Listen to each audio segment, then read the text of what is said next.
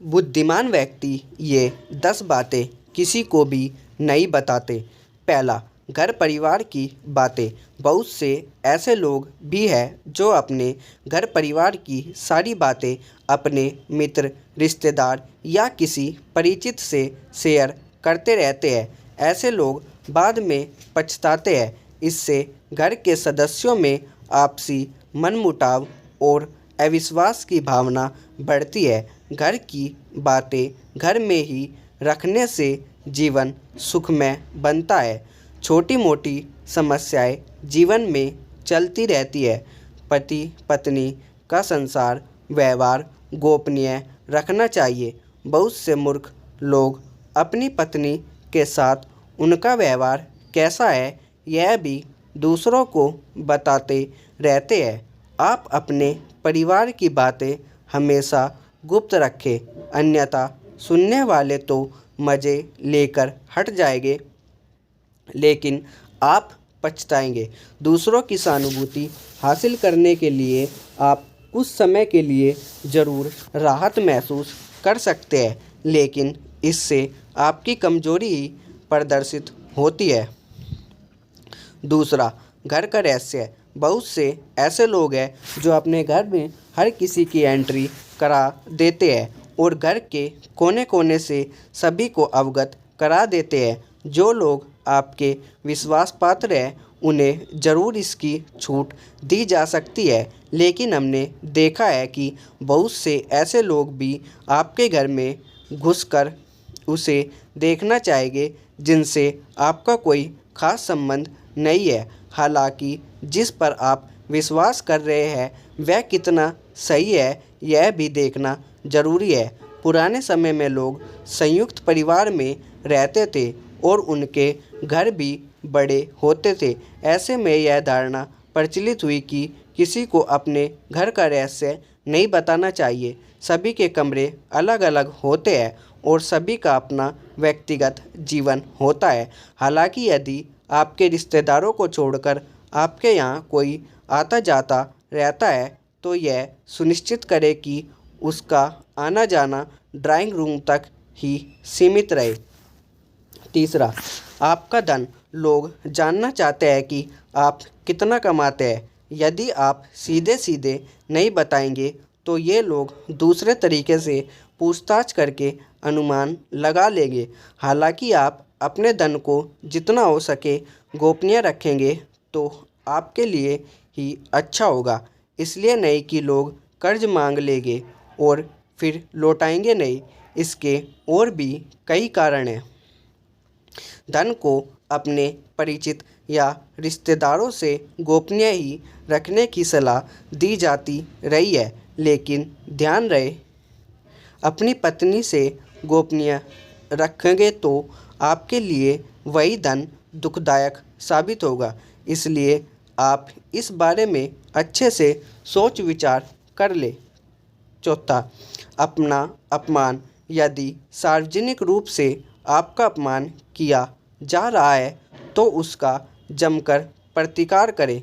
फिर भी व्यक्ति को बहुत से मामले में कभी कभी मजबूरीवश अपना अपमान झेलना पड़ता है।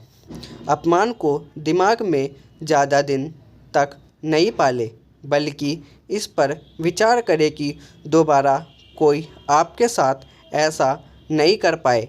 यह भी याद रखें कि यदि आप अपने अपमान को प्रचारित करेंगे तो फिर लोग आपका अपमान करने लगेंगे, क्योंकि लोगों को आपके साथ कभी सहानुभूति नहीं रहती है। जो लोग किसी की सहानुभूति अर्जित करना चाहते हैं वह अपने अपमान के बारे में किसी से चर्चा करते हैं।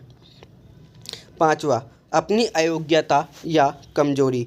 हालांकि बहुत सी जगह या मामले में इसे गोपनीय रखना घातक भी सिद्ध हो सकता है, लेकिन बहुत से मामले में इसे उजागर करने से आपको लोग कमज़ोर समझकर आपके साथ गलत व्यवहार करने लगेंगे या आपको मानसिक रूप से दबाने लगेंगे।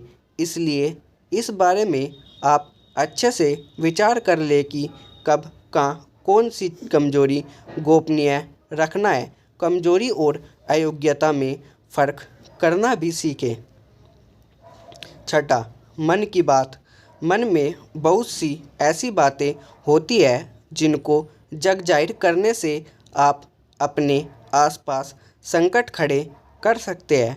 हो सकता है कि आपके मन में किसी बात को लेकर अवसाद हो, क्रोध हो या घृणा हो।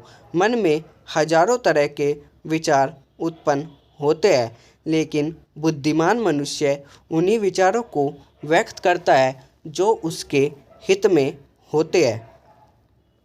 लेकिन इस तरह की बातों को जग जाहिर करने से आपके संबंध में लोग एक तरह की राय बनाना शुरू कर देंगे और फिर लोग आपकी अच्छी बातों को नहीं सुनेंगे।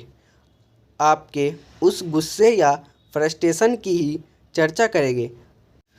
आपके 10 अच्छे कार्य उस एक मन के विकार के सामने कमज़ोर पड़ जाएंगे। सातवां, गुरु मंत्र, साधना या तप।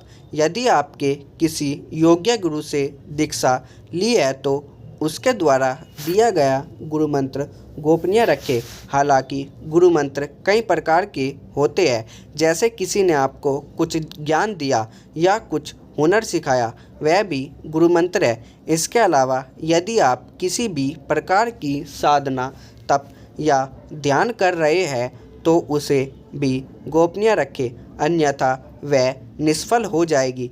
इस संबंध में गोपनीयता से ही लाभ मिलता है। दवा। यदि आप किसी भी प्रकार की दवाई खाते हैं तो उसे गोपनीय रखें। माना जाता है कि दवा का असर भी तब तक रहता है जब तक वह गोपनीय है। हालांकि कुछ लोग इसे इत्तेफाक कह सकते हैं, लेकिन प्राचीन काल में हो सकता है कि यह किसी विशेष रोग या औषधि के लिए कहा गया हो। पहले के लोग कुछ दुर्लभ वनस्पति के जानकार भी होते थे।